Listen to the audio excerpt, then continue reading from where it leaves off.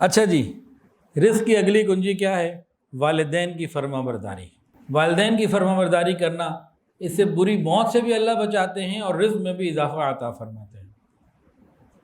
ہاں، اگر والدین گناہ کرنے کا کہیں، جیسے آج کل بعض کہہ دیتے ہیں، نوجوان بچہ داڑھی رکھنا چاہے، بچی پردہ کرنا چاہے، ماں باپ منع کر دیتے ہیں، تو گناہ کی بات ماننا، یہاں پہ بعض لوگ نا کنفیوز ہو جاتے ہیں کہ جی شریعت میں ہے کہ باپ کی بات ماننی ہے، ماں کی بات ماننی ہے، شوہر کی بات ماننی ہے، تو ہم تو پردہ اس لیے نہیں کرتی کہ شوہر کہتا ہے نہ کرو پردہ، ہم تو آئی بروز اس لیے کٹواتی ہیں کہ شوہر کی ڈیمانڈ ہے، اور ساتھ حدیث سناتی ہیں کہ اللہ کے رسول نے کہا ہے شوہر کی اطاعت کرو، بات کو مانو، سمجھو۔ اس کو سمجھنے کی ضرورت ہے۔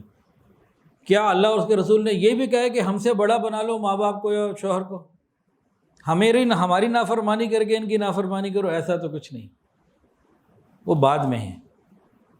مخلوق کی اطاعت اللہ اور اس کے رسول کی اطاعت کے بعد ہے، ان کو کراس کر کے نہیں ہے، بائی پاس کر کے نہیں ہے۔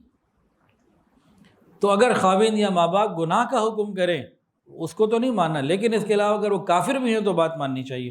وَصَاحِبْهُمَا فِي الدُّنْيَا مَعْرُوفًا۔ اگلی کنجی، دوام طہارت، باوضو رہنا۔ جو باوضو رہنے کی پکی عادت بنا لیتا ہے نا، اس کو کئی فائدے ملتے ہیں۔ نمبر 1، رزق میں برکت۔ نمبر 2، شیطان کے حملوں میں بچا رہتا ہے۔ یہ وضو مومن کا ہتھیار ہے۔ نمبر 3، جو شخص باوضو رہے گا انشاءاللہ اس کو موت بھی جب آئے گی تو باوضو ہوگا انشاءاللہ تعالی۔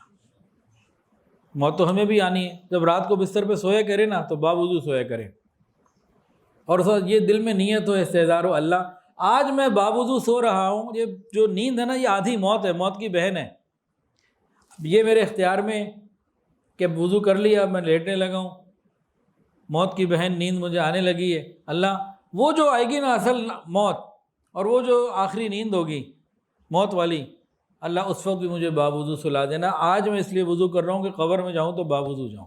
اگلی کنجی جناب رزق کی، چاشت کی نماز پڑھنا۔ 9 بجے، 9:30 بجے، 10 بجے، 10:30 بجے، زوال سے پہلے پہلے چاشت کی نماز 2 کر کے 4 رکعت پڑھ لیں۔ 8 پڑھنا چاہے 8 پڑھ لیں، 2 نفل کر کے 4 رکعت چاشت کی نماز پڑھ لیں۔ رزق کے اندر اضافہ ہے، برکت ہی برکت۔ ایک زمانہ تھا جب مرد حضرات اپنے کاموں کے لیے گھر سے نکلے ہوتے تھے تو گھر میں مستورات چاشت کی نماز پڑھ کے اللہ سے مانگتی تھی، اللہ ہمارے گھر کے مرد گئے ہوئے رزق کے حلال کے لیے، اللہ ان کے رزق میں برکت عطا۔ تو چاشت کی نماز کا بھی رزق کے ساتھ بڑا تعلق ہے جی۔ اگلی کنجی، سورہ واقعہ کی تلاوت روزانہ مغرب کے بعد۔ سورہ واقعہ کی تلاوت روزانہ مغرب کے بعد، حدیث کے اندر موجود ہے جو شخص سورہ واقعہ کی پابندی سے اس طرح تلاوت کرے گا اللہ اس کو فقر اور فاقے سے بچائیں گے۔ تو یہ وہ اعمال ہیں جن کی وجہ سے اللہ رزق عطا فرماتے ہیں۔ ویڈیو کے نیچے سبسکرائب کے بٹن پہ کلک کریں، بیل کے آئیکن پہ کلک کیجئے تاکہ ہر نئی ویڈیو کی نوٹیفیکیشن آپ کو مل جائے۔